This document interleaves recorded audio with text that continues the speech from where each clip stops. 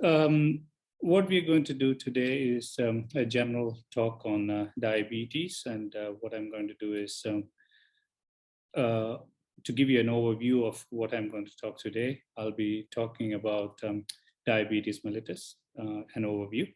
Then we will briefly talk about types of diabetes, the treatment options that is available and the newer options that's come in, and the complications of diabetes, and I'll briefly touch upon the technology that we use at present to treat diabetes, which helps us in treatment of diabetes.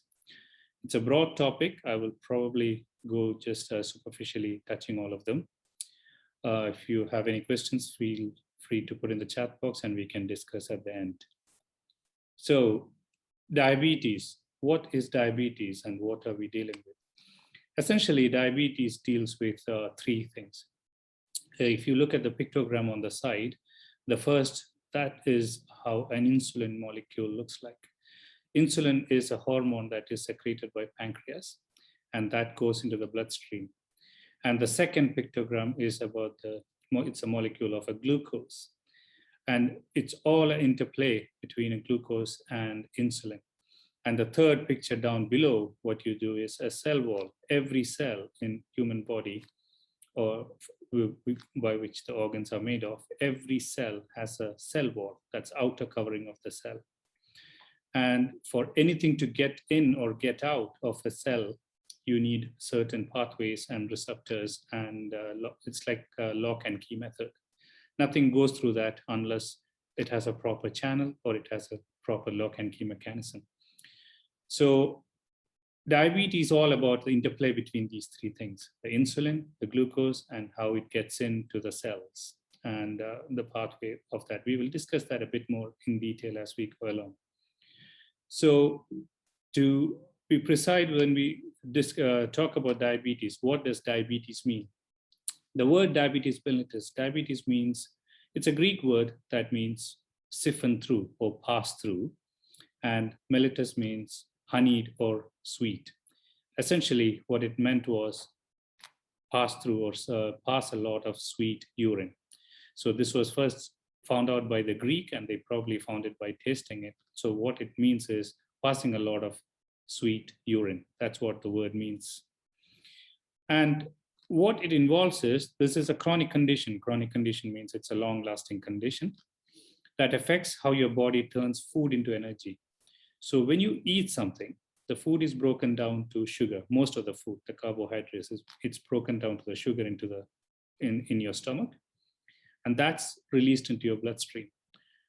When the body usually takes up that sugar with the help of insulin, but when it cannot do that, there is accumulation of blood sugar in the system, and that results in buildup of sugar in your bloodstream, and that's what is diabetes. And when you have that, you also pass a lot of sugar in the urine, and hence the word diabetes mellitus. So what actually happens? If you look at the pictogram on the right, there's a picture of the stomach there, and below that, there is a food pipe where the food goes through, and next to that is that organ called pancreas. And this is a picture of a blood vessel. It's a cut section of blood vessel that kind of takes the blood and all the hormones and sugar throughout the body. So when you eat something and it goes into the stomach, the food digests there. And when the food digests, it gets broken down to glucose, and the glucose is absorbed, and absorbed sugar goes into the bloodstream. When that happens, the pancreas also detects that there is more sugar. It starts secreting insulin, and this insulin also comes into the bloodstream. So both sugar and insulin is in the bloodstream. It gets carried away to different part of the body, which is the fuel for each and every cell to get used up. So in diabetes mellitus, what happens is, this is a syndrome with a disordered metabolism where this process does not happen correctly due to various reasons, which we will discuss later, and hence resulting in high glucose. So this can happen if there is a deficiency of insulin. That is, this organ, if it does not produce enough insulin, then you have a lot of sugar in the blood, but not enough insulin. So that can cause diabetes. Or it can happen due to a deficiency, a combination of deficiency, as well as if the insulin does not work very well in the periphery. What I mean by that is, I discussed earlier on how the insulin and the glucose gets into the cell. So if there is a problem with that insulin acting on the cell in the peripheral cells, then you have a problem. So it could be due to the deficiency of production of insulin in the pancreas, or it could be because of how it acts in the periphery in the cells. Both these can cause diabetes. And there are different types of diabetes based on the pathophysiology, which we will discuss. So essentially what happens is, it's a big bit of a complicated pictogram there. I'll take you through. What happens is, if you look at the bottom bit where my arrow is, this is the scale and tries to maintain the sugar in your bloodstream at an even level. So when you eat food, any food that you eat, the picture there is not the right food, it's a burger, but if you eat any food, it gets absorbed and the sugar goes up in the system. When the sugar goes up, the pancreas kicks in and it produces insulin. And when insulin is produced, it acts on the fat tissue in your body, it acts on the muscle, and it acts on the liver as well. It acts on all these three organs. What it does is it makes the muscle utilize the sugar. If there is any excess sugar after being utilized, it gets deposited in the liver. And if you have more than that, it gets deposited in the fat. And hence the sugar level is brought down in the bloodstream and it maintains a normal level. So what happens when you don't eat, especially at nighttime, the whole night you're not eating. So when the organs are working, it still takes up the sugar and your sugar level goes down. When your sugar level goes down, what happens is the pancreas kicks in again, but here, this time it's not producing insulin. There is another hormone called glucagon, which is produced by a different cell in the pancreas. What this does is it acts on the liver and takes out the sugar that was deposited earlier on from the liver, and it brings it back to the bloodstream. So the sugar level comes back up and it's maintained. So pancreas works in decreasing the sugar level when there's too much sugar, and also increasing the sugar level when the sugar is less, to maintain a normal blood glucose level of around 4 to 6. So looking back, and as I said earlier on, we talked about the types of diabetes. So if you look at the pictogram on the right side, the first one is the normal picture of a normal insulin delivery system. Let me take you through that pictogram, all three of them. The first one, it's got the stomach comes above this, and there is a food pipe there, and the sugar, after you eat, it gets absorbed, and then there's a pancreas. Normally, what will happen is the sugar gets absorbed from there, the insulin gets secreted from there, and it comes to the periphery, carried on by the blood vessel. And when it reaches the periphery, there is a receptor or a door for the glucose to get into the cell. But this door does not let the sugar inside by its own. It's always closed. And for it to open, there is a key next to it, and the insulin should come and attach to that key. And then once the key is attached, there is a cascade of reaction under the cell there, which results in opening of that receptor, and hence the glucose gets in. So normally you need to have the sugar and the insulin for it to be taken up by the cells. You need the insulin to come and open the lock, and you need to have sugar there when the door is open for it to go in. So that is the normal physiology. The first type of diabetes, called type 1 diabetes, what happens is this is basically due to the problem with the pancreas. The pancreas does not work. This is usually seen in young people. And the main issue here is the pancreas is not working and there is no insulin production. So when you eat, the sugar gets absorbed and it gets into the bloodstream and there is high sugar, but there is no insulin production. So when the sugar comes to the cells, carried through the blood vessel, it comes there, but there is no insulin to come and attach to the key. So the cascade reaction does not happen and the door does not open. So you have a lot of sugar around the cell, a lot of sugar in the bloodstream, but it cannot be used up by the cells, and because there is absolute insulin deficiency. So this is called type 1 diabetes, usually seen in young people, and they will need insulin to correct this problem. The second type of diabetes, the most common type of diabetes, is the type 2 diabetes. What happens here is the same kind of scenario. When you eat, the blood and the sugar gets absorbed and the sugar goes up in the bloodstream. But here the pancreas is working, unlike the type 1. The pancreas works and it secretes insulin. Most of the time it doesn't secrete secrete as much as you need, but it does work and it's producing insulin. But when you come to the periphery, there is a lot of sugar outside the cell, and there is insulin that comes and sits on the key. But there is a defect with this lock and key mechanism. The insulin will come and sit there, but the cascade reaction below does not happen properly, and therefore the door does not open. So there is insulin, there is sugar, but it cannot get into the cells because there is a problem with this pathway. So you need much more insulin, or you need medications to alter the system that will make more doors open and the sugar to get in. So this is type 2 diabetes, and this is the most common type of diabetes that's seen in a slightly elderly population, or older group of people, which we will discuss in a bit more in detail.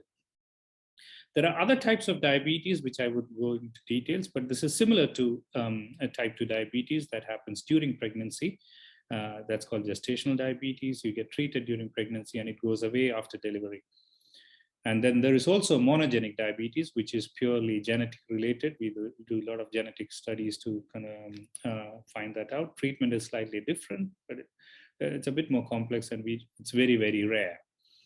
And there are what we call a secondary diabetes. This is different to these pathways. It's not because of the primary problem with the pancreas or the cellular receptor, but it's because of some other problems, like if somebody has an issue somewhere near pancreas, they had a surgery and the pancreas was taken out, or if they had other medical condition that affects the functioning of the insulin, or medications and infections that affects the pancreas as well.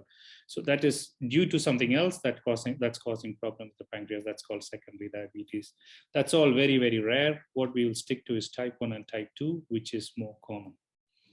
So again, discussing the type 1 diabetes, what happens is, if you remember my previous pictogram, it's when you eat food in the stomach, the glucose gets absorbed, it goes into the bloodstream, and the pancreas secretes insulin, which is a blue colored molecule there. It comes into the bloodstream. But if you look at the numbers there, the sugar and the glucose, the sugar is a lot and very little insulin. So in normal people, what happens is the cell wall has got 2 receptors. Insulin will come and sit there, which will open up this door, and the glucose gets into the cell to be utilized by normal cellular organelles to produce various, whatever they need to produce it, depending on which organ they're working on. In type 1 diabetes, there is no insulin to come and sit there. So this receptor does not activate the pathway, and the door does not open, and the sugar stays outside. This is the problem with type 1 diabetes. Whereas in type 2, as I said earlier on, when the sugar comes to this receptor there is no door to open it. Usually insulin will come and open it up, and the sugar goes in when it gets worked up. So normally sugar will come and tap, there's no response. The insulin will come and sit on these receptors, which will cascade reaction, open up the door, sugar goes in and works. But what happens in type 2 diabetes is the sugar is coming and tapping there, insulin comes and sits there. This cascade does not happen, and the door does not open, so there is a lot of glucose accumulated outside. So what is type 1 and type 2? What are the similarities? What are the differences? There are a few similarities between the 2 diabetes, even though how it is the pathophysiology or the cause or the background is completely different. There are certain relationship into these 2 diabetes. One is the symptoms of high sugar are kind of similar in both. We'll go into the symptoms a bit more detail. It's similar in both. It both requires healthy lifestyle and medical supervision, and can cause serious harm if the high sugar is not controlled. So in these 2 aspects, these 2 are similar. The rest, it's quite different. In type 1, it can actually not be cured or modified because the pancreas is failed, and you need insulin right from the beginning. Insulin is the treatment, there is nothing else. And whereas in type 2, there is insulin, but not enough. So it can be kind of managed up to a certain extent with lifestyle. So the body does not create enough insulin, but there is insulin resistance. So you can do various things to improve this insulin resistance. What I mean by insulin resistance is the pathway that I discussed in the cells, where it does not act very efficiently in the cell. So there are various other factors other than genetics that contribute to type 2 diabetes, including aging, inactivity, overweight, your diet. Everything adds up, and these are the things that you can modify. This can be treated with tablets, with diet, with exercise, as well as sometimes you need insulin and other injectables. So here, this is what we usually see, where people get treated initially with diet and exercise, then tablets, and if it doesn't get controlled, gradually you progress onto insulin. So you do not necessarily need insulin right from the beginning. So what are the symptoms if you have high sugar? Usually you get blurred vision. Most of the time you're hungry after the food. After 2 hours after food, 3 hours, you start feeling hungry again. And that's because of the fluctuation in the sugar.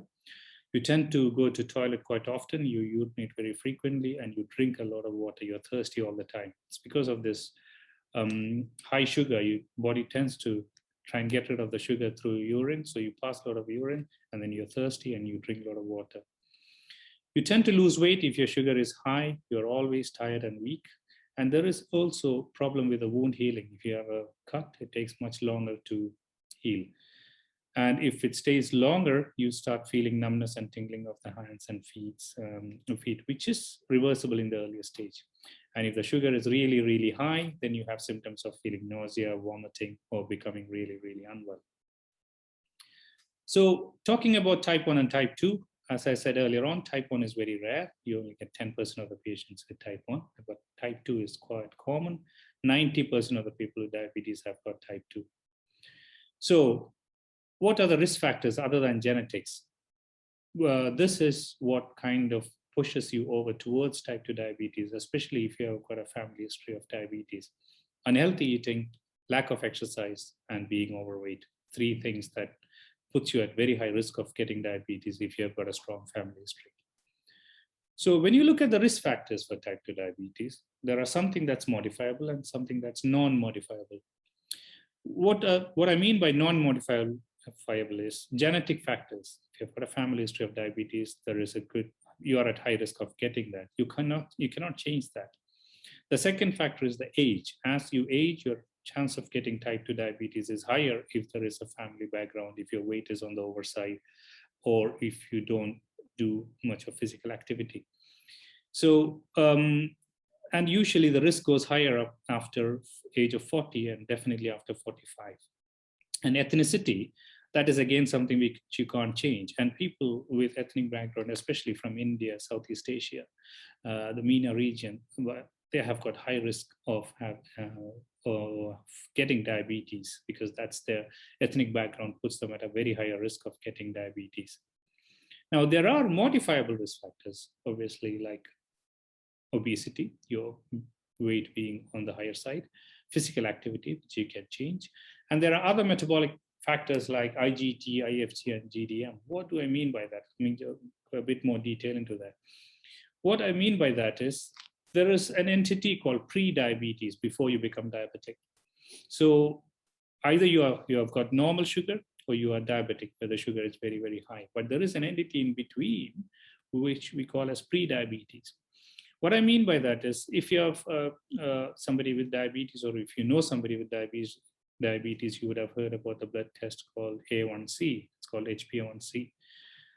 It's similar to sugar, but this is not like a normal sugar test that we do. What happens here is when you check normally the sugar or the capillary blood test, what you get is a sugar reading. But every time the sugar goes up in your system, your red blood cells, one of the cells in your blood, accumulates that sugar. And the more your sugar goes higher, the more the accumulation is. And there is a percentage that you can calculate or find out from the test. And that's what is called HbA1c. So this test kind of tells you how your sugar average has been over the last 3 months. So, and it comes in percentage. So when you look at it, normal is less than 5.6 or 5.7. So when you check your HbA1c, and if it's 4 or 3 or 5 or less than 5.6, it's normal. If it is above 6.5, that's what you call as diabetes range. And there is a correlation between this and the sugar. So if you're 6.5, your sugar is usually on the higher side and you are diabetic. But there is a gap between the 6.5 and the 5.7. That's called prediabetes. Here, you do not have diabetes, but your sugar is not normal either. So you are in the borderline diabetes state. And that has got significance because this is a state where you are not diabetic yet, but there is a good chance that you can progress to diabetes. And just to get you through the sugar levels and approximate values on the HbA1c, if you look at the three signal light pictograms, in diabetes, we are looking at an HbA1c of 6.5% and above, which correlates to a fasting blood glucose of 126.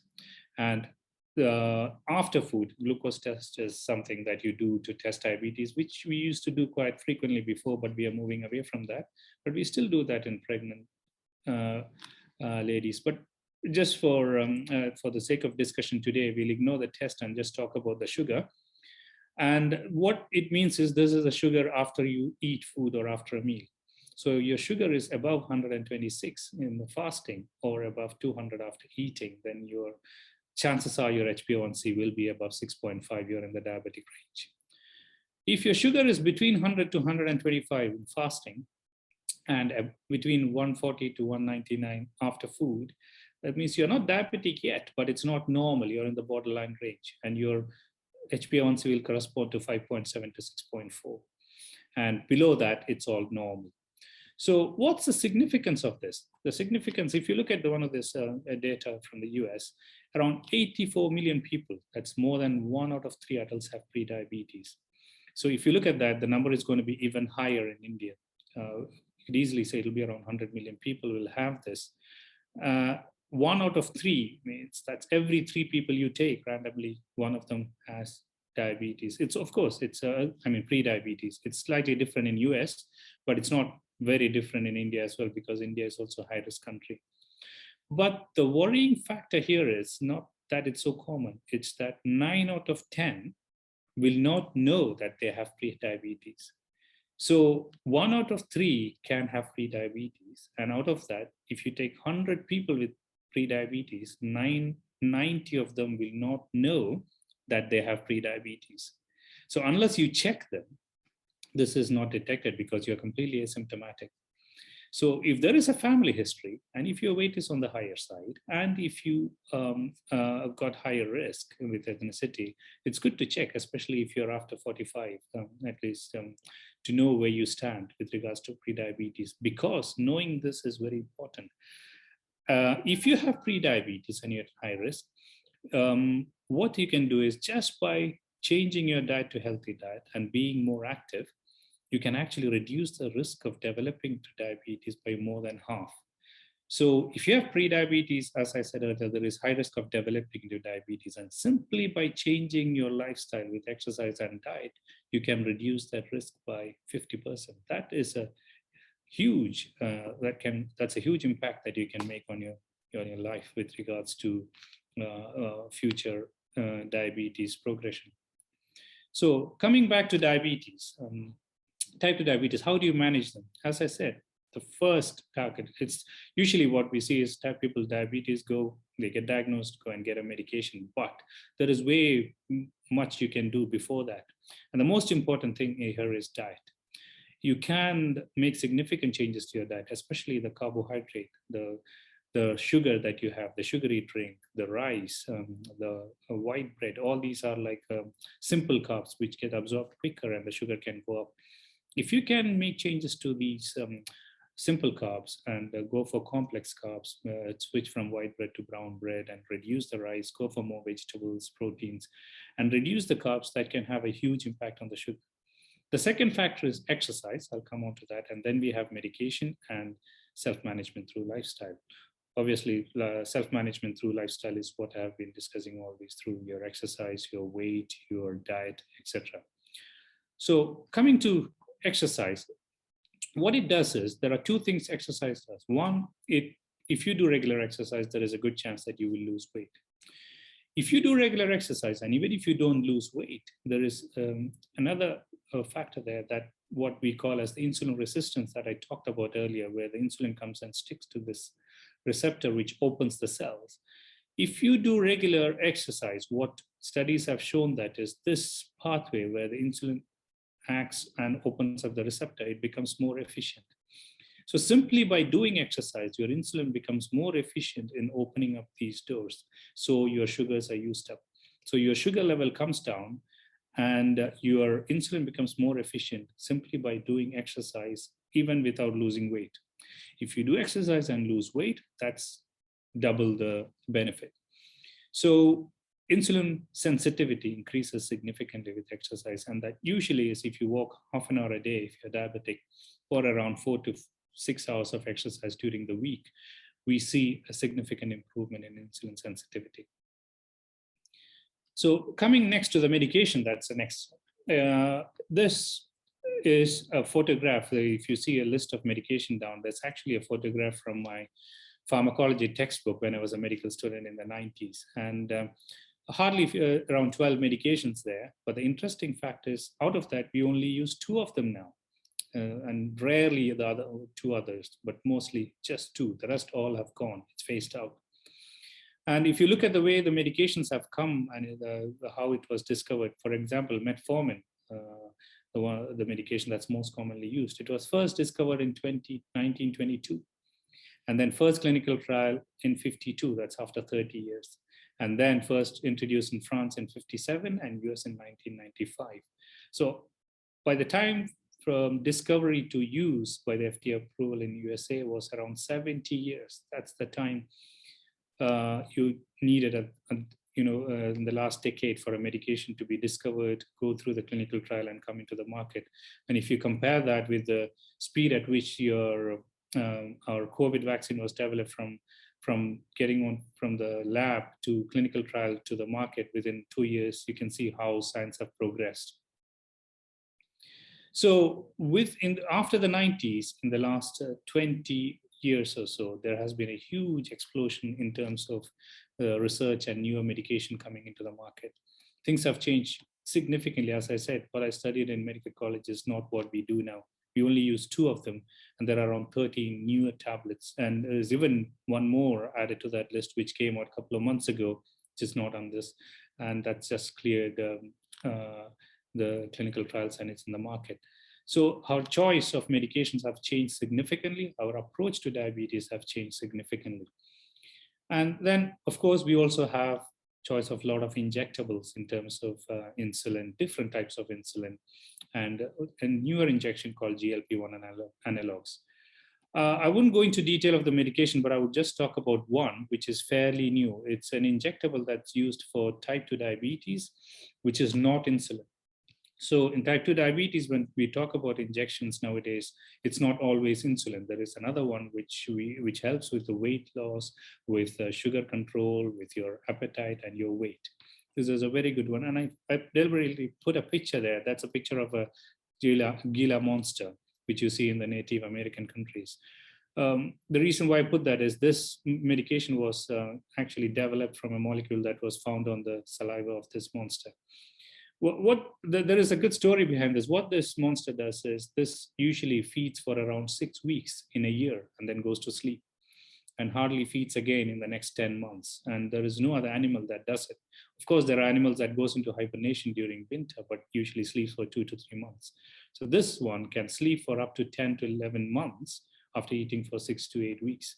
So the scientists were intrigued. How does it control the metabolism and the sugar? So they went looking for it and found various hormones in its saliva. And one of them was exendin, which had a remarkable effect on the metabolism. And what it did was it reduced the gastric emptying. So whatever you eat, it stays in the stomach for longer and it digests very slowly. So you're not hungry anymore. Then it reduces it works on your brain where it suppresses your hunger or appetite. You eat less. It works on the fat, reducing the weight. There are various pathways. I don't want to go into the physiology. It has, when they looked at it, it has got excellent effect on people with diabetes because it reduces the motility, reduces the sugar by reducing the absorption. It reduces their appetite and they eat less, and it works on the fat and they lose weight.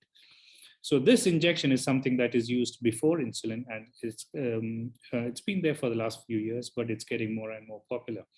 You have a daily injection as well as weekly injection, which works very good on sugar and the weight. I've mentioned the names of that there. That's just for academic, nothing. I don't want to go into details. So, and then we progress to insulin if none of these works. And with type 1 diabetes, we go straight onto insulins. We don't do any of those medications or the GLP-1 analogs or other injections that we talked about. We go straight onto insulin. And in type 2 diabetes, when the tablets don't work, we go into the GLP-1 analog injection now. And if that also doesn't work, the next step is insulin. And insulin have progressed quite a lot as well. Before, in old days, we used to have pork insulin, or when it was first discovered, and you use a syringe there, you take it out of that ampule, depending on how much dose you need, and you inject it. And these are the vials the insulin used to come. And then it progressed to pens with empty shells there with the cartridges of different types of insulin, and you put the cartridge in there and dial the unit of insulin you need and inject it. And now it's progressed to pen, which you can put it in your pocket like any pen. You can open it, it's all pre-filled, and you can just dial the number of dose of insulin you need, inject, put it in your pocket and walk away. So the delivery system has changed as well. And there are different types of insulin as well. You have very short-acting insulin, short-acting, intermediate-acting, long-acting. And we kind of change this to different patient profile depending on what age group they are, what their lifestyle is, when do they need it. Some need it only during food, some need it for 24-hour acting ones, so you give the long-acting insulin. So depending on the sugar control, patient profile, and their lifestyle, we kind of choose different type of insulin to give the flexibility. So going back to the HbA1c, why do we need to do this? Why do we need to get the control better? So HbA1c, this is the test. That's an indicator for diabetes control. And we usually try and get the control below 6.5. 6.5 is what we call as a good control, but anything below 6 is excellent. And that it's a corresponding glucose level. This is in the British system. If you multiply by 8, you will get the 18, you will get the in or milligram per deciliter. So when you look at the HbA1c, there's green, which kind of grows again towards red. What it means is below 6%, 6.5%, your control is very good. Your risk of having complication is very less. As the HbA1c goes up, that means your good control is not good. And as it goes above 7%, you're going towards red, which means your risk of complications getting higher and higher. And if it goes towards above 10, 11, and 12, the risk of complication is very high. So if you have got diabetes and if you're trying to control, you need to be somewhere there so that you reduce the risk of getting complication in the future. So what are the complications? There are what we call as two types of complication, microvascular and macrovascular. What it means is simply small blood vessel and big blood vessel. So there are organs supplying, some of the organs like brain, heart, and your limbs are supplied by big vessels. And there are other organs like eyes, kidneys, and nerves that are supplied by small vessels. These are the organs that can be affected by poor diabetes control. So if the big blood vessels are affected, there is risk of problems with the strokes, that is in the brain, heart attacks in the heart, or blood supply in the leg. If the small blood vessels are affected, it can affect your eyes. I'll go a bit more detail into that. It can affect the functioning of your kidneys, and it can affect the functioning of your nerves. So coming down to the eyes. So what we look at is, people who have diabetes would be familiar with this test. We do a photograph of the back of the eye. So what we look at is, if you look from the front, your eyes will look exactly normal like this, if you could follow my arrow. But if you look at the back of the eye, what we look at is back of the eye. So this is what the front of the eye would look like. There is a lens, and back of the eye, there is an inner layer called retina. And this is the one that is most important with regards to your vision. For seeing everything, this is what comes into play. So we take a photograph of that through your eyes, through this, the pupil. We get the camera down and look at the photograph to look at the back to see how the back of the eye is. And this is what the picture looks like. This is where the optic nerve comes, and there is a lot of blood vessels there. And if you see the orange bit there, that's the most important part of the eye. It's called fovea, where all the vision, it's related to the vision. So this is how a normal eye would look like. When we look at people with diabetes, what we see, if you compare this picture with the previous one, I'll just go back to show you. This looks quite clean with very good blood vessels, but if you look at it here, you can see small dots. And these are red dots and yellow dots. These are changes of diabetes, early changes of diabetes because of high blood sugar. And it's a small bleeding there. And this can all be reversed by simply improving control. And if the sugar stays high for longer, it gets worse and worse, and you get more bleeding there, small subtle bleeding there, more yellow spots. And if it's even more severe there, it's called severe eye disease. And if it's really bad, you also get small new blood vessels coming there because of reduced blood supply, a lot of small bleeding there. This is a severe eye disease, and it's affecting the main central part of your vision as well. Sometimes this can even get even worse, and you can have a bleeding behind the retina. If you ever heard of retinal, some people say retinal detachment or bleed inside the eye. It's progress and you get bleeding there. This can be treated, and what we do is there's a laser treatment, which we kind of give laser therapy to the back of the eye, and up to a certain extent we can correct it. And this is a CT picture. What happens is this is the bleeding behind the retina. There's a lot of blood there, and as with treatment, the blood is regressed and it's come back to normal. So these are all the marks of the laser therapy that you have had after the treatment, but the bleeding is gone, it's treated. So it's an emergency, the bleeding, but that can still be treated. With regards to kidneys, you probably are familiar with this picture. This is where you have two kidneys on that area, and you have a lot of filtering system, what is called as glomerular or complex, or it's called nephrons. Each kidney has got multiple nephrons. You have around 1 million nephrons in each kidney. And each nephron has got a filtering system where the impure blood comes into the kidney and nephron. It gets filtered there. It's a filtering complex there. And after filtering, you have two tubes. One is the blood, pure blood going back, and there is another tube where urine comes down and it gets collected and the urine goes out.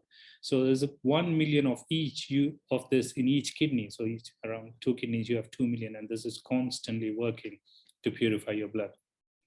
So what happens in diabetes is this filtering system, because of glucose toxicity, gets impaired and there is leakage of protein. That's a first stage. And you have more protein in your urine, which should have actually been reabsorbed and gone into the bloodstream. And as it progresses, your kidney function, your efficiency of the filtering goes less and less. So the kidney, because as I said, there's 2 million of them, it takes a long time for it to have a significant impact on the kidney function. But once you have that, that's what is called as kidney disease due to diabetes. And there are various stages for that. In stage 1, it's very mild. 90% of the kidney is still working, but the kidney function has gone down by around 10%. And then it goes down stage 2, 3, 3B, 4A, depending on how much of the kidney is functioning.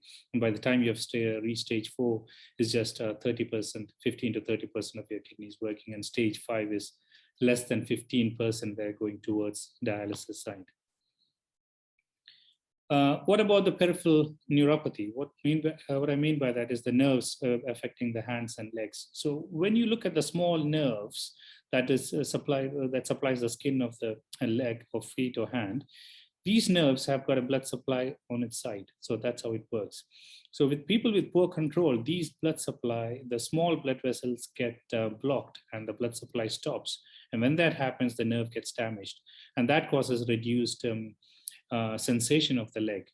When we come in clinic, we check for that. We use a Doppler to see the pulse. There is an artery there which gives a good pulse, or those Halispides. We check the pulse of that using this Doppler. And we also check the sensation of the bottom of the feet by using a monofilament. And you can assess the degree of your sensation and blood supply to each your leg. And usually people with diabetes should get this done at least once a year. And the risk with major blood vessels, that's you probably would have heard in other talks, especially with the heart. What happens is the major blood vessel that supplies your heart or your brain, it can have damage to the inner lining. When you get damage to the inner lining, there is a lot of accumulation of fat, especially if your cholesterol is high, and then it causes what it calls as a plaque. It's like a chalky deposition there. And as time goes, if your control is not good and if your cholesterol is high, it gets bigger and bigger. And when it gets really big, it blocks that blood vessel. Once the blood vessel is blocked, it reduces the supply to that part of the brain or heart. And if it's a brain, you get a stroke. If it's heart, you get heart attack. And if it's leg, you get reduced blood supply to that part of the leg, which are all emergencies that needed to be treated. So with coming back to the diabetes, is that a big problem? If you look at the diabetes, we have talked about the treatment, we have talked about the management, we have talked about the complications. Are we doing well with all these treatment options that we have? And with all these latest developments that we have, we are still not doing very well. This is a heat map from the world, if you look at on the right, and the number of patients with diabetes. And this is almost, it's an old data going back to around 5-6 years. And if you look at the people with diabetes, it's around 382 across the world. But the predicted growth of diabetes is in 2035 is around 600 million. So it's almost going to double in the next 10 to 15 years. And if you look at the countries that is showing higher people with diabetes, it's mainly America, MENA region, mainly Middle East, North Africa, and Southeast Asia, which includes India. So these are the places that it's really, really high. And if you look at the heat map based on the color on this side, this is the people with diabetes. The prevalence means the people who have got diabetes in a certain community. And if you look at the red, America, India, China, and Eastern Europe and Russia, mainly Southeast Asia as well. So these are the places where there is maximum number of people with diabetes. And the second one below that is showing the mortality or the disability with the diabetes. The third one is Daly's number, which shows disability, maximum disability with diabetes. And that's again more in India and China. So we are not doing very well, especially in part of Southeast Asia with regards to reducing the complication of managing diabetes, even though we have all these. And if you look at the number per se, the maximum number of people obviously with diabetes is in China. Of course, we could argue that it's because China has got the maximum number of people and they have got the maximum number of people with diabetes, but still it's on the top, and India is the second on the list. Again, India has more people than other countries, but still with regards to diabetes, we are around around 75 million. That's a lot. And this is 2019 data, which will be even higher now. And again, the worrying factor here is if you look at the heat map of India, down south, that's where the red bit is. Prevalence is more than almost 10%. Kerala and Tamil Nadu. A bit of Karnataka as well, but usually South India, that's the highest in terms of the diabetes.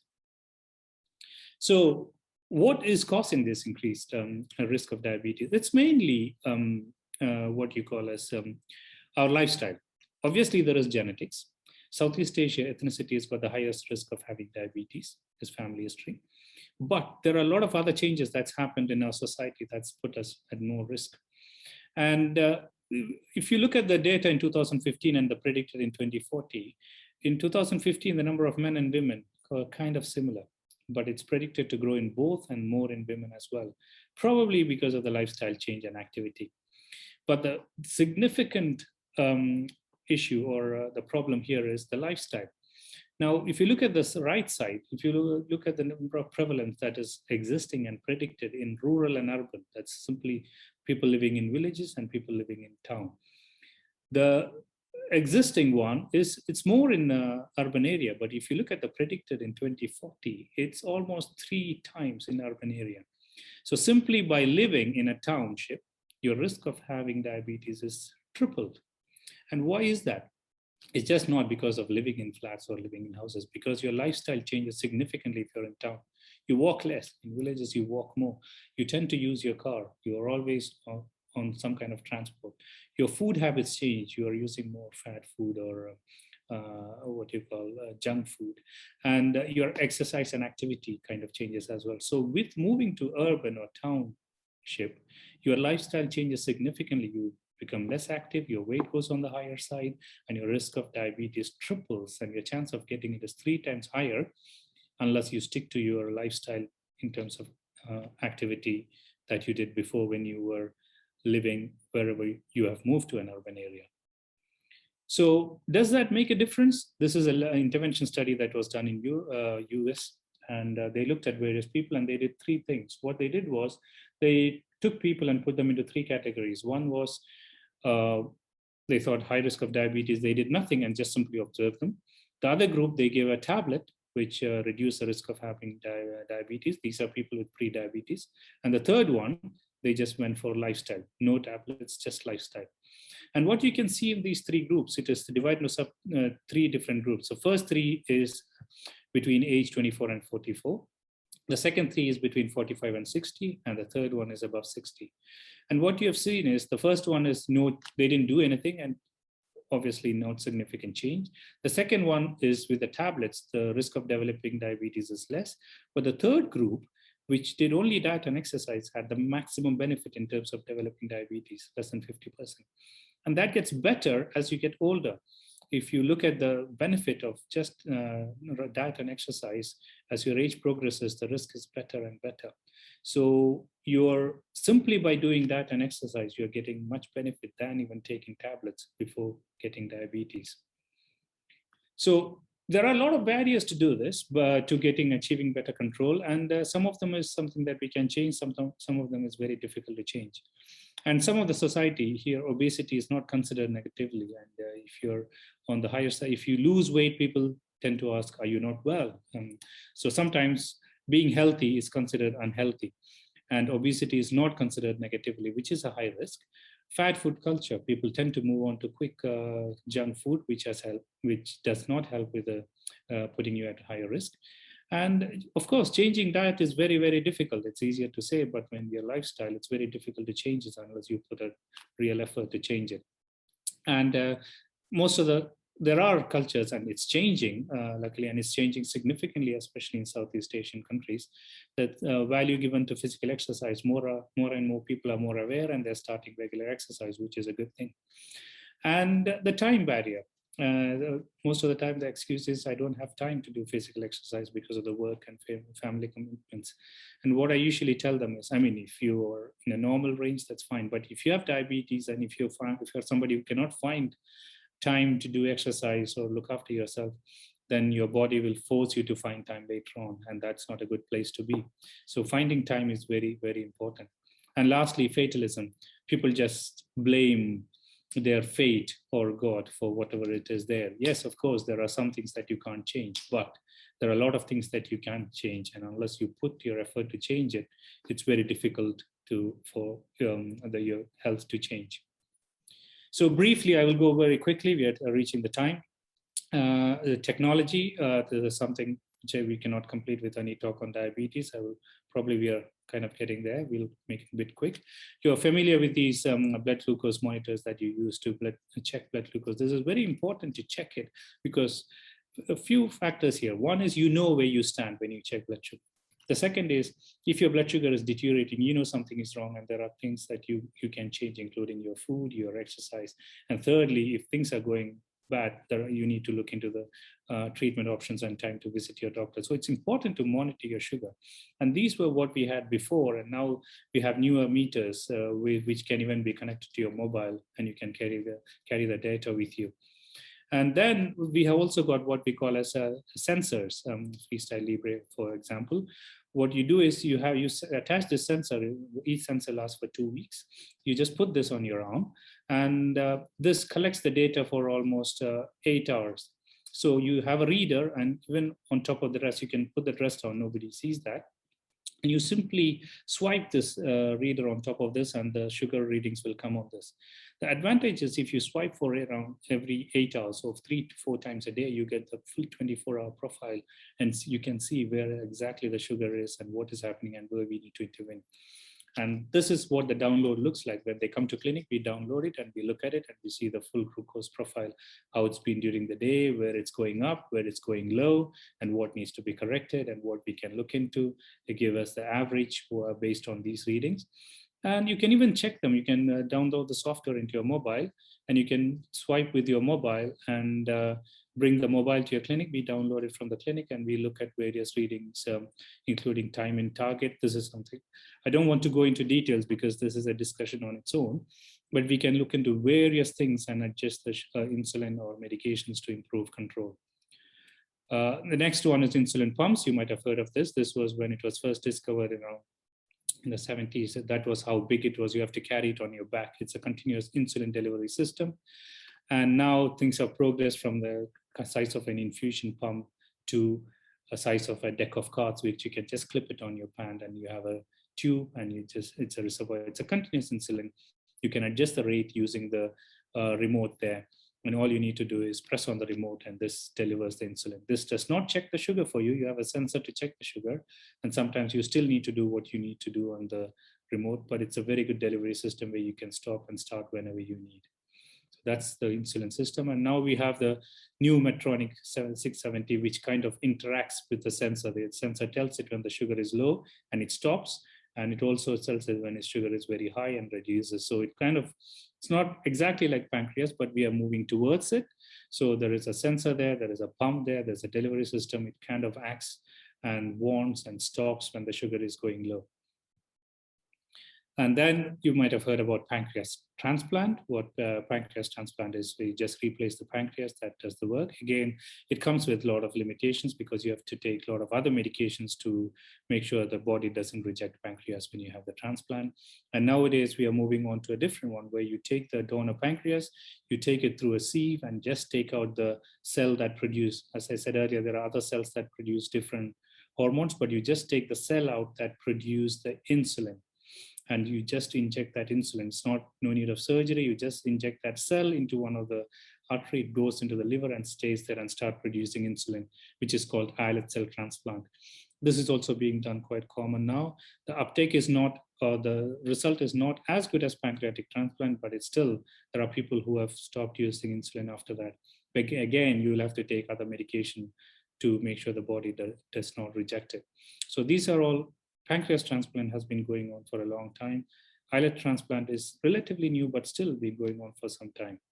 So in spite of all this, we have got a lot of treatment options. We have got a lot of technology. We have got surgical options, but the diabetes treatment, we are still not doing well. The people with diabetes who are being controlled is not, there are a lot of people in the world with poorly controlled diabetes still. And there are a lot of factors to it. There's inertia, people don't want to change, and then doctors are reluctant to increase the tablets because patients don't want to change, and then there is visiting doctors. Then of course there is a factor about cost that is involved in the different parts of the world, various factors, and we are not doing very well in spite of all this. And again, other factors like obesity, lifestyle changes, that is also on the rise, and the diabetes on the rise. So unless we make significant lifestyle, we are not going to have a significant change in terms of diabetes. So what I still say is prevention is better than cure. If you have pre-diabetes, try and detect it, make lifestyle changes, prevent diabetes. If you have diabetes, monitor yourself, make lifestyle changes, decrease your weight, take your medication, keep the control good. But prevention is always, always better than cure. With that, I'll stop and open for questions. Thank you.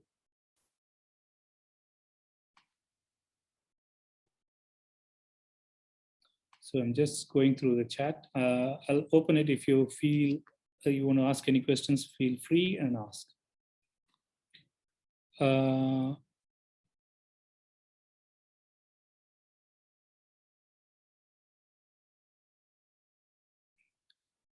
Okay, hi.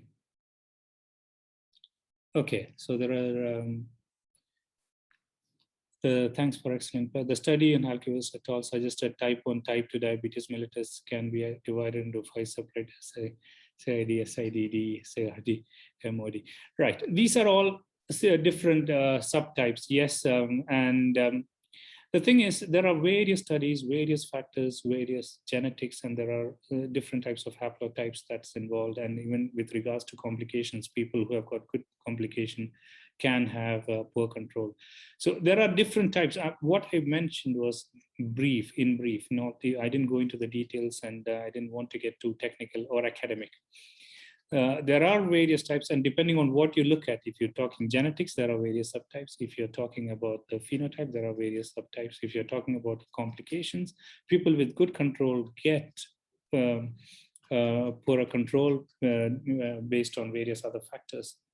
And there are even the inflammatory markers that is different in different people that puts them at risk of complications. So yes, there are different subtypes based on different parameters. If we were to discuss that, I think it'll get more academic and you might need a session on its own. So I do not understand about the diabetes sensor. Okay. Again, as I said, you can actually talk on sensor on its own. What essentially it means is you attach it. It's like a blood sugar. Instead of checking the capillary blood sugar from your finger, you attach the sensor on your arm. You just put it, it's got a small plastic thing. You insert it with the needle, and you take the needle out, and it's got a flat surface which sticks to your skin, and a thin plastic tube kind of thing that goes into your skin. That senses the sugar all the time. It's not as accurate as your finger testing, and you have the reader, and you just with the reader, you test the sensor, you get the reading straight. So you don't have to check, or with the needle, you don't have to test it every time. All you need to do is, once the sensor is in, all you need to do is touch your reader onto the sensor, and you get a sugar reading. And every time you test the sensor, 8 hours worth of reading that it's been stored in that comes to your reader. So if you touch it morning, afternoon, evening, and night, all the 8 hours gets downloaded into that. And when you download it, when they come to clinic and we download it, we will see the full 24-hour profile, when the sugar is going up, when it's coming down. So that's in brief. Essentially, you have something attached to you all the time, day and night, but it's like a small patch, the picture I showed to you. It's attached on your arm, and you can just check the sugar whenever you want. It's much more easier for people with type 1 diabetes, or people who are taking insulin, because the question is, what are you going to do when you check your sugar all the time? If you're on insulin, you take multiple injections, you can change things. If you're on tablet, you are limited in what you can do, because you're taking tablet once or twice. So using the sensor does not help you, but you can really see if it's going really high after food, and you can make changes to your diet and exercise, etc. So it does help, but not as helpful as type 1 or people who are on multiple injections. How does insulin stay cool if it's kept on the pump? You don't need to be, because if you're using the insulin, what you're using, even if you're using your pen, you kind of take it and keep it in the room temperature, the one you're using. Only the one which you're not using needs to stay in the fridge, because if it's long term. With insulin, the reservoir doesn't last long. I mean, you have to fill the reservoir. There is a reservoir in the insulin, and it doesn't last long. So you have to change that. Well, it will get finished pretty quickly, depending on how much insulin you use. And insulin, it will allow once it's finished. So you have a backup reservoir. So you just open the pump, take the cartridge out, put the new cartridge, and all the cartridges are kept in the fridge. And as long as it runs in the pump, you don't need it to be in the fridge. It will not get damaged, because usually within a day or two, that's finished. Hope that helps. Are there any more questions?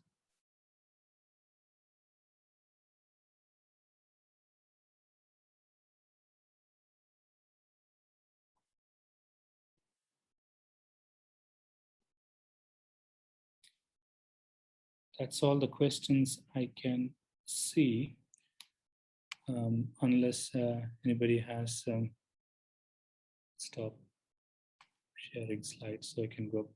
Anybody else has any other questions, or are you all keen to stop and okay, I'm just looking at the chat box now.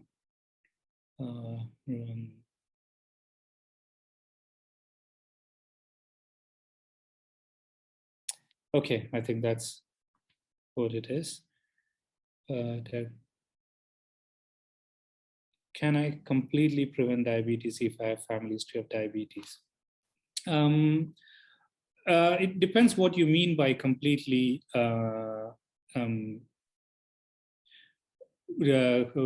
complete family history of diabetes. It depends what you mean by can I treat. Essentially, if you have a high-risk family, if you're at high risk or have a family history of diabetes, there is you are at higher risk of developing diabetes.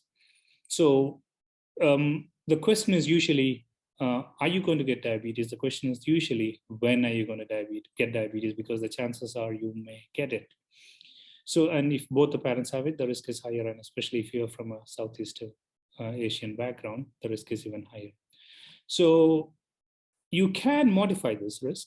And as I said earlier, if your weight is on the higher side, And if your diet is not great, if you're an inactive person and you have got family history, your risk is higher. You can reduce this risk simply by changing your lifestyle, getting your weight back to normal, regular exercise, controlling the food. So if you were to get diabetes at the age of 60 or 50, by doing these things and modifying, you might be able to push it even up to 70 or even later. So you can actually reduce the risk of getting it, or kind of delay the onset or to a so late that you might not even get it. Yes, you can modify that. And even with pre-diabetes, if you were to have family history and if you have pre-diabetes, you can still make that significant change and bring it to normal. But your risk is always there. So the moment you put on weight or become lax with diet or stop exercise, again, can start going back up. So the risk is always there. So you can modify it and prevent it. In spite of all that, some people still get it, but you can delay it a lot longer by following these steps. Next one is WHO cutoff for normal glucose level and IFG are different. Which one should we follow? Okay, these are all, they're all slightly different, that's right. But the impaired fasting glucose, this is something, the question is, are you having impaired fasting glucose or not? If you look at the nitty-gritty, we are forgetting the bigger picture. I think we should stop looking into the nitty-gritty of the numbers of 1, 2, 3, ADA, WHO. What we look, when we look at these nitty-gritty, what we do is forget the patient or the person as a whole. What we need to look at is, what are the risks? What is the weight? What is the activity state? What is the sugar? If there is impaired fasting glucose, a difference of 1 or 2 or 3 or even 4 or 5 doesn't matter. And rather than sticking to this nitty-gritty, I would suggest looking at the person or looking at yourself. Even if your sugar is at the upper border of normal, say we are talking about 100 and your sugar is 98. And if you're a person who's got a family history of diabetes and your sugar is on the high normal, and your weight is on the higher side, and you don't do much exercise, irrespective of WHO or ADA, doesn't matter. Don't bother with that. You are at higher risk. You need to change your lifestyle. And that's what I would look at. A cutoff of 2, 3 here and there, or being what you call as, why is the other guidelines changing it? These kind of approach does not help the person or the patient. So rather than going to the nitty-gritty details of perfect numbers, I usually tend to look at people as a person and then look at the bigger picture. Hope that helps. What's your opinion of fully functional artificial pancreas? Again, as this is all technical discussion. Artificial pancreas is a one step more than 670G. I will make it brief. I won't go into the details. The work is still going on. It's still in research phase. There is always a problem. I think, I don't know Mohammed Munir if he's a doctor or not, but I'll probably use a bit of technical terms because this is, it looks like you're using some technical term there. Artificial pancreas, there is always an issue with the lag time. When you do a capillary blood glucose and the plasma blood glucose and the blood glucose that's used in the sensors, which is interstitial, there is always a lag. And this is the biggest challenge with artificial pancreas, because you do not get the exact blood glucose levels in the interstitial. And the interstitium always lags by capillary, which lags by the plasma. So when you're talking about artificial pancreas, our system needs to respond to the hypoglycemia or hyperglycemia very quickly. And when there is a lag with the interstitial glucose, the response time is not that significant. And that's where the artificial pancreas is failing. So unless we find an algorithm to fix the lag or get into a system on top of how we can get a sugar up exactly in real time, it's very difficult. A lot of work is going on. A lot of progress has been made in the last decade.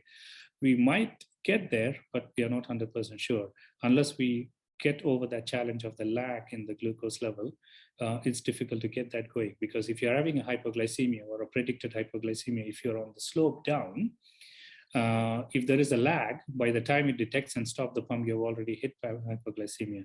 Of course, there is a correction and it's working reasonably well, but it's very difficult to get it with a higher glucose level and glucose and with the fluctuations. It's difficult. The challenge is there, but we are getting there. type 1 diabetes affect the future generation? Life is coming, like it's coming to be very common. There is a risk. It can be factored down, type 1 diabetes. If the parents have it, there is a risk that it can be passed down, but it's not significant. But with type 1 diabetes, there are a lot of other factors as well. It can be sporadic. There are a lot of other factors that can cause diabetes other than family history, including there are some viral infections that is attributed to it as well. So if it is a sporadic case, not familial and non-genetic, it doesn't pass down. But if there is a genetic factor, it does pass down. But it's still, the risk is less, not significant. The risk is even considered to be more in type 2 diabetes with regards to genetic factors rather than type 1. I have diabetes. At what age my children should start checking blood glucose level? As I said, it depends on what type of diabetes you have. If you have type 2 diabetes, I wouldn't suggest your children checking sugar at all. Even if you have type 1 diabetes, the risk is low. And usually they show symptoms. And if they have symptoms, they would check. I wouldn't really bother checking sugar levels in children, especially just because somebody in the family have sugar. Your risk of developing diabetes, especially type 2, goes up after 40. So if you are overweight and if you're a person whose diet is poor and their weight is really, really high, you could check it just to be on the brighter side. And even after 30, you could check it. And if you're not well, if you have got symptoms like passing a lot of urine, you suddenly lose weight, or you're drinking a lot of water, you could check it. Otherwise, unless you have symptoms, I wouldn't routinely check children for sugar levels. After 40 years, you should start thinking about, especially if you're risk, definitely after 45, you need to check it. Why do people with diabetes higher risk of COVID-19 and fares poor? Well, any infection, if you have diabetes and your control is poor, your risk of having any infection is high because your WBC does not work very well. The efficiency reduces after HbA1c of 8. So with any infection, your risk is higher if you have diabetes. Why do people with diabetes fare better? We don't know for sure. There are a lot of theories put forward. One of them is the inflammatory process, and the other one is people with diabetes sometimes already have organ involvement. And there are newer studies that showing heart failure even with normal functioning heart failures, which can be present, which is undetected. And especially if you have any illness or any infection, and if you have got other organ involved, your risk is higher, your prognosis is poor. So that way, with diabetes, especially with complication, your risk is higher. With diabetes, your risk of infection with anything is higher if your control is poor. So why do they fare poor? This could be one of the conditions. Why do people with diabetes without organ damage fare poor? Not something we have completely understood. Hopefully, we should get more in the near future. I think, again, this is a very technical question, not meant for, the next question is, diabetes with COVID needs higher insulin dose and even ends up in DK or HHS. It's the same. I think if you understood diabetes, you would have understood that, because any people with diabetes will need higher dose of insulin when they are unwell. Doesn't matter if it's COVID.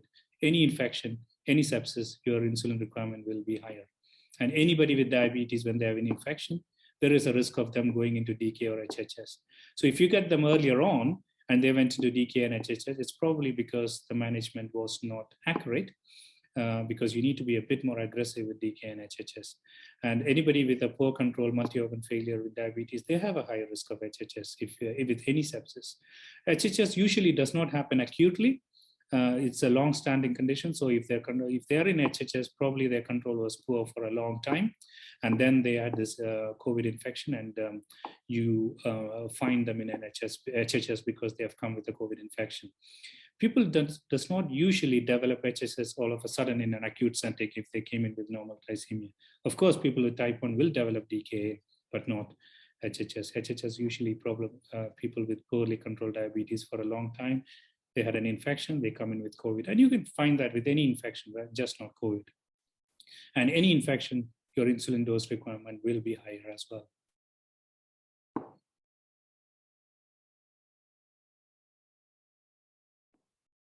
Okay. Any other questions?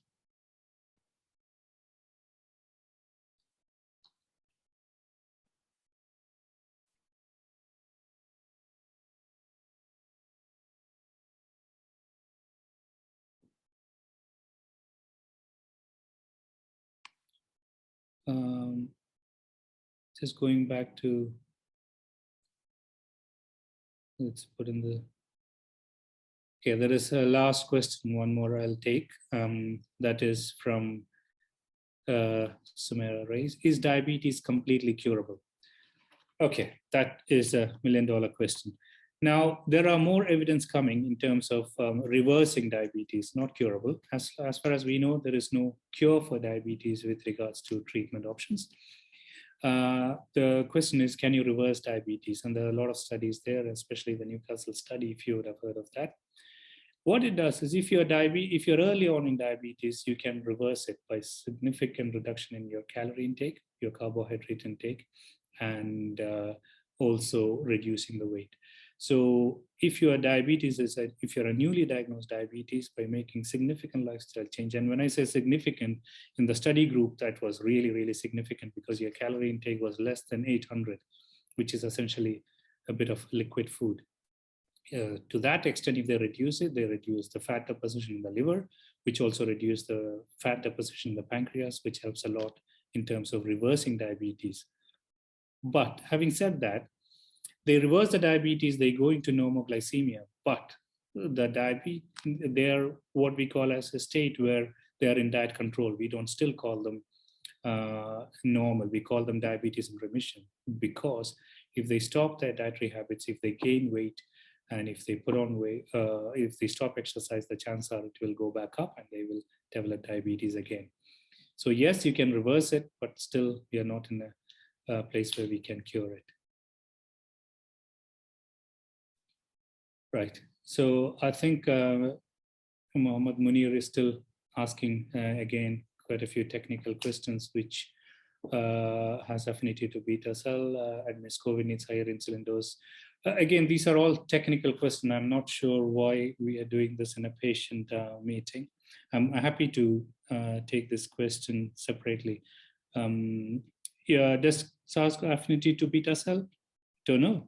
There is some study that possibly yes. We don't have the information to completely say that, but it could. So it's early phase. It's only 2 years since we have COVID-2, and we can't get all the answers on COVID-2 yet.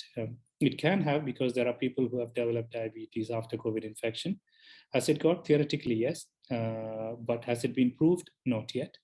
So maybe, but we don't know yet. Again, another question from Munir. Does type 1 diabetes have a pre-diabetes stage?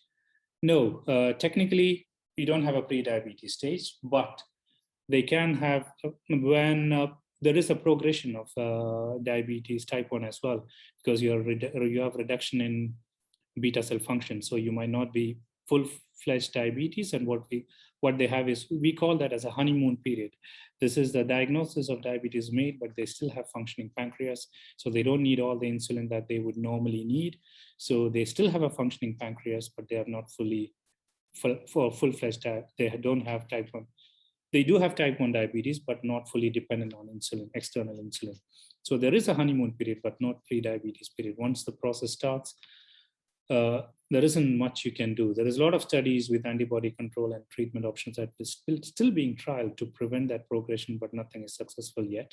So there is no pre-diabetes stage yet, but there is early type 1 diabetes where it's not full-fledged type 1 or completely insulin dependent, but not a pre-diabetes stage, no.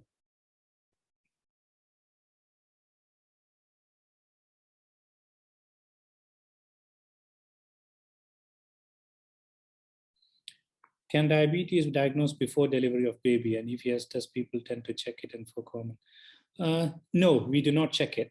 And we do not have a system for checking it before the delivery of baby, because as I said, there are certain genetic types which we have a genetic which can be found, but that will not be something that is predicted in everyone. And most of the diabetes changes are haplotype genetic study.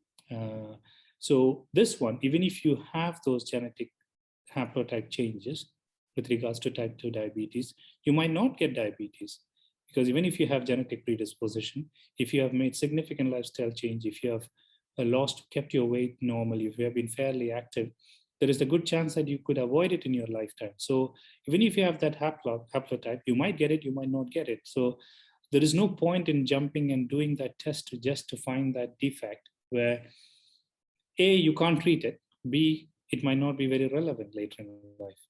So in terms of genetic studies, have we reached there yet? No, it's still in research phase. There are a lot of genetic studies happening.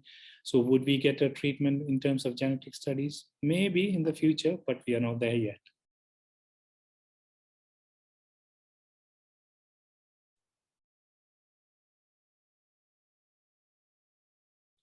Bariatric surgery, the answer to get remission of type 2 diabetes with obesity. Munir, again. Well, yes and no. Type 2 diabetes can go into remission if they are very, very obese. So people who are very obese, if they have type 2 diabetes because of the insulin resistance from type 2 diabetes, they go into remission. But not necessarily all of them. Type 1, definitely no. If you have bariatric surgery, if you're overweight, you have bariatric surgery, you're still diabetic, you will need insulin. Type 2, most of the people, if they're really, really obese, they go into remission. But once they gain weight, it can come back. People who are on insulin might step down to tablets or even stop tablets briefly. And once they gain weight, it might go back up. So yes, they can go into remission, and it depends on how they manage their lifestyle and weight after surgery. It can come back. It can stay in remission for years if they're really, really obese.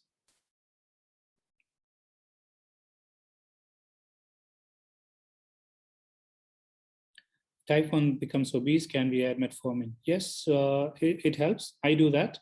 There are newer studies happening with various agents that's being added, oral agents to help with obese type 1 diabetes, yes. And if they are diabetic, metformin increases the insulin sensitivity. Yes, you can add. In selected cases, yes, I do.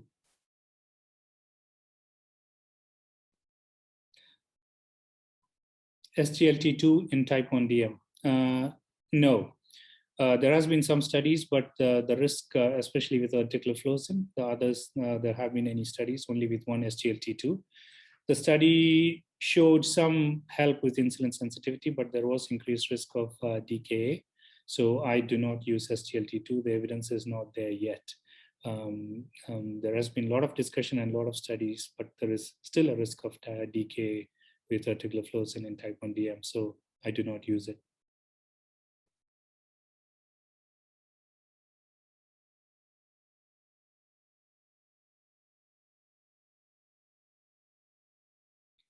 So I think it's almost 8:30. Probably time to wrap it up. I think that's all the questions answered. I hope that was useful. So thank you everyone for your time. Thank you for attending. And if there are no questions, I will close. Thank you.